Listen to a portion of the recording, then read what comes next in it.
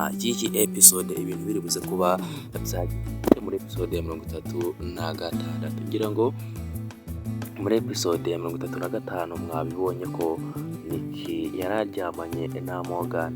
Ese ubundi muratekereza ibi bintu bizarangira bite? Ko tubona ko Nyambo akomeje kugenda agira agahinda gakabije bitewe n'ukuntu umugabo we Morgan abaryamana n'uyu mukobwa ngo ni Nick, ndetse murabona ko Nick akomeza kugenda ateranya Nyambo n'umugabo we, aho mwumvise ko yamubwiye ngo uzi ukuntu akagore kawe kavuze kati ngo niyo wagenda ntacyo byaba bitabwiye, ntago kababara, ibyo ngibyo ntacyo byaba bikabwiye. Ariko ngira ngo Morgan mwumvise ko ese amusubiza ati ibyo ngibyo byose nibyo byagaragaza ko atankunda.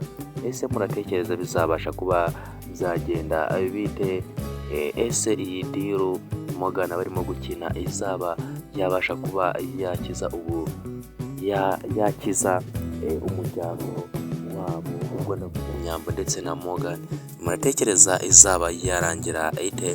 Ese ubundi ko twabonye ko Makire yagiye kuri polisi kuba yatanga ikirego kugira ngo babashe kuba bamenya umuntu waroze musaza we Samu. Muratekereza noneho uyu Morgan atagiye kuba yafatwa, ko twabonye ko umupolisi yavuze yuko bagiye kuba bakurikirana kiriya kirego bakamenya umuntu waroze Samu. Ese muratekereza ibi bintu biri buze kuba byaherera he? Ko tubona ko yacu igiye kuba yaryoha. Muratekereza ibi bintu bizabasha kuba byarangira bite? Reka bashimire mwe mwakomeje kubona natwe muri iki kiganiro.